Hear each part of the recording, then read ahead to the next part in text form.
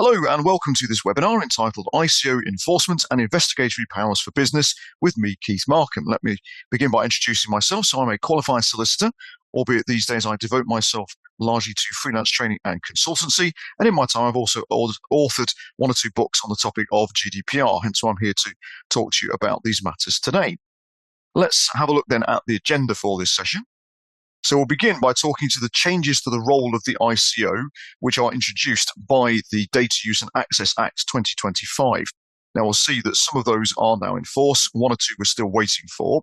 We're not talking enormous radical changes in many senses, although there are some important aspects of this that we will go through at the start of the session.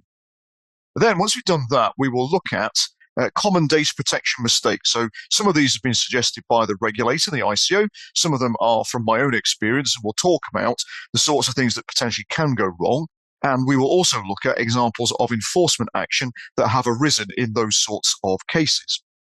And then the second half of the session, we're going to look at something that's very significant, which is the new complaints procedure for controllers. So essentially, with effect from the 19th of June 2026, controllers are required to have in place a data protection complaint procedure. And we will talk about what that needs to contain. We will talk about whether you can adapt an existing procedure for that, and so on. So those are the topics that we're going to be discussing. Let's start with the first of those then, which is the topic of changes to the role of the ICO.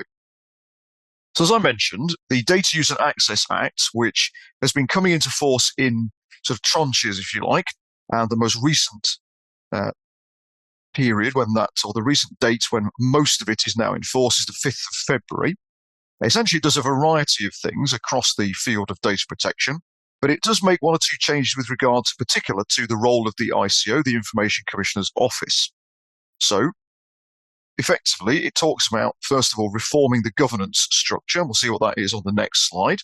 It also talks about updating and expanding investigatory powers, and also equalization of fining powers. So of those three topics that you see there, the reformed governance structure is not yet in force at the date of recording, albeit we will go briefly through what that entails.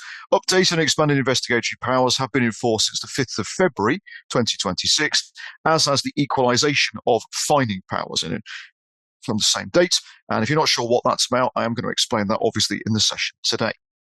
The reformed governance structure I'm about to talk about is likely to come into force by the end of 2026, just so we're clear.